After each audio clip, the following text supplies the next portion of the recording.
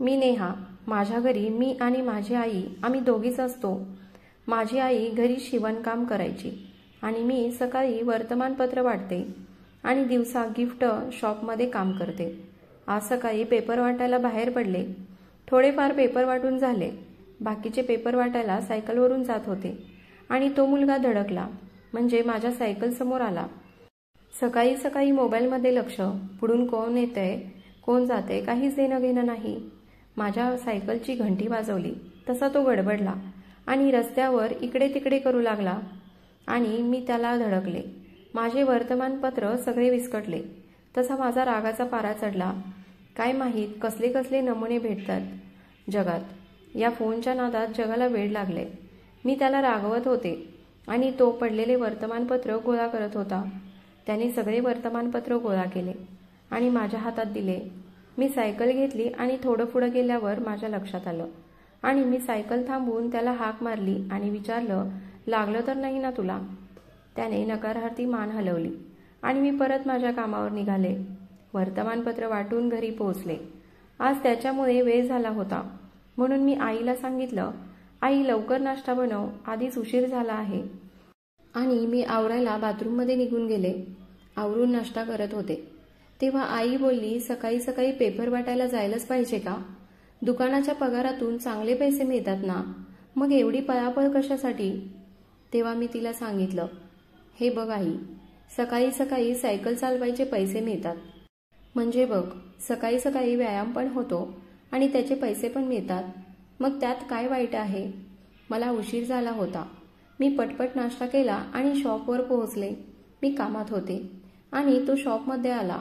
मी त्याला बघितलं. तू इथं का, कशासाठी? तेव्हा तो म्हणाला, मला बर्थडे कार्ड हवं आहे. ते ऐकल्यावर मी थोडा विचार केला. मला वाटलं होतं की तो माझा पाठलाग करतोय की काय. मी त्याला बर्थडे कार्ड दिलं. त्याने पाकिट काढलं आणि कार्ड माझ्यापुढे धरलं. मी म्हणाले, कार्ड नाही चालणार, कॅश द्यावी लागेल. तेव्हा त्याने पाकिटाचे कप्पे तपासले आणि त्यातून 50 रुपये निघाले. तो मला म्हणाला, एवढेच आहेत माझ्याकडे, माझं घर इथेच जवळ आहे, मी उद्या सकाळी देईन. मी काहीच बोलले नाही म्हणून तो ते कार्ड ठेवून जात होता. मी त्याला बोलावलं आणि सांगितलं, सकाळी नक्की पैसे दे. त्याने होकारार्थी मान हलवली आणि थँक्यू म्हणून कार्ड घेऊन निघून गेला. दुसऱ्या दिवशी मी पेपर वाटायला निघाले तेव्हा तो परत माझ्या सायकलीसमोर आला आणि 50 रुपयांची नोट मला दिली. मी त्याला म्हटलं, कुठे पळून चालला आहेस का? शॉप उघडायची वाट बघू शकत नव्हतास का? तेव्हा तो म्हणाला, तसं नाही, मी विचार केला, उधारी जितक्या लवकर देईल तेवढं बरं. मी ते 50 रुपये घेतले आणि निघाले. माहीत नाही का पुढं जाऊन मला सायकल थांबवून त्याला हाक मारावीशी वाटली आणि विचारलं, कॉफी पितोस का? त्याने पण मान डोलावली आणि माझ्याजवळ येऊन म्हणाला, मी सायकल चालवतो, तू मागे बस. मी त्याला म्हटलं, जास्त शहाणपणा करू नकोस, चालत ये. म्हणून मी पुढे निघाले आणि तो मागून चालत येत होता. चहाची टपरी थोडी दूर होती. थोड्या वेळात तो धापा टाकत टपरीवर पोहोचला. मी त्याच्या हातात कॉफीचा कप दिला आणि म्हणाले, आपण एकत्र कॉफी पितोय पण आपल्याला एकमेकांचं नाव पण माहीत नाही. त्याने परत मान डोलावली आणि एकदम माझ्यापुढे हात करून बोलला, मोहित.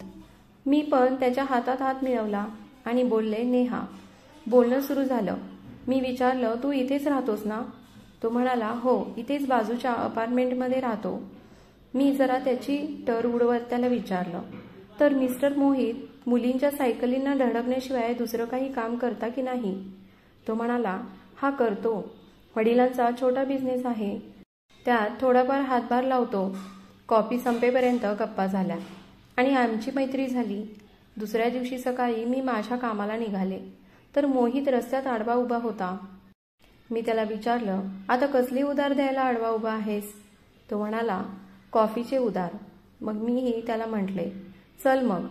मी सायकल चालवत पुढे निघाले आणि माझ्या सायकलच्या मागे तो धावत येत होता. मी हातात कॉफी घेऊन त्याची वाट बघत होते. तो आला. रोजच्या गप्पा टप्पा सुरू झाल्या. आमच्यात चांगली मैत्री झाली होती, पण तो जास्त बोलायचा नाही, खूप लाजायचा. मी त्याला विचारलं, मग बाबांच्या सोबत काम करताना तुला कसं वाटतं? तेव्हा तो म्हणाला, काही नाही, बरं वाटतं.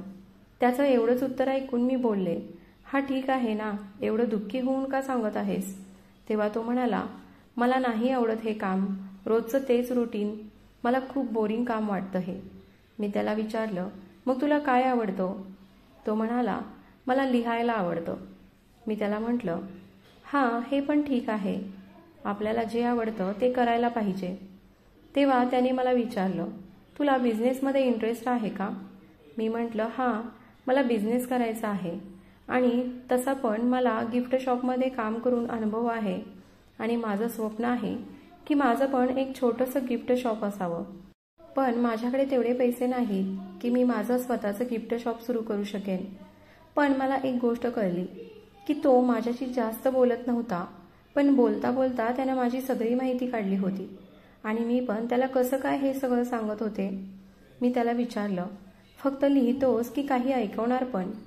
तेव्हा तो म्हणाला, मला आता आठवत नाही, पण मी जे लिहून ठेवलंय ते तुला उद्या ऐकवेन.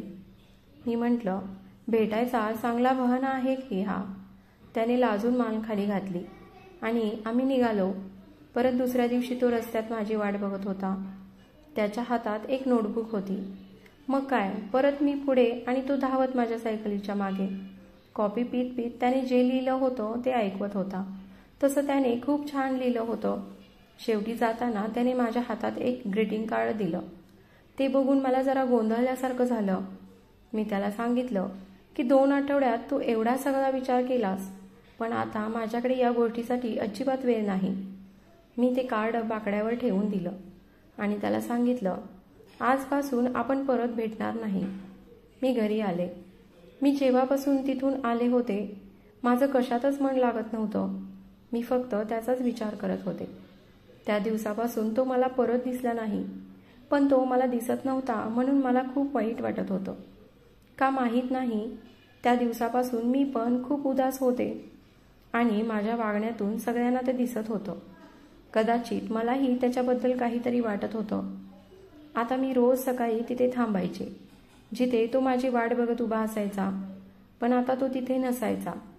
पण आज मला राहावलं नाही. त्याने मला तो कुठे राहतो ते अपार्टमेंट सांगितलं होतं.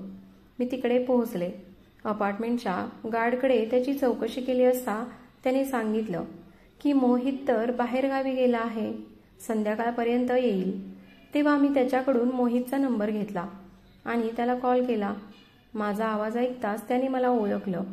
मी त्याला विचारलं, तू मला कधी भेटू शकतोस? तो म्हणाला, पण तू तर मला भेटायला.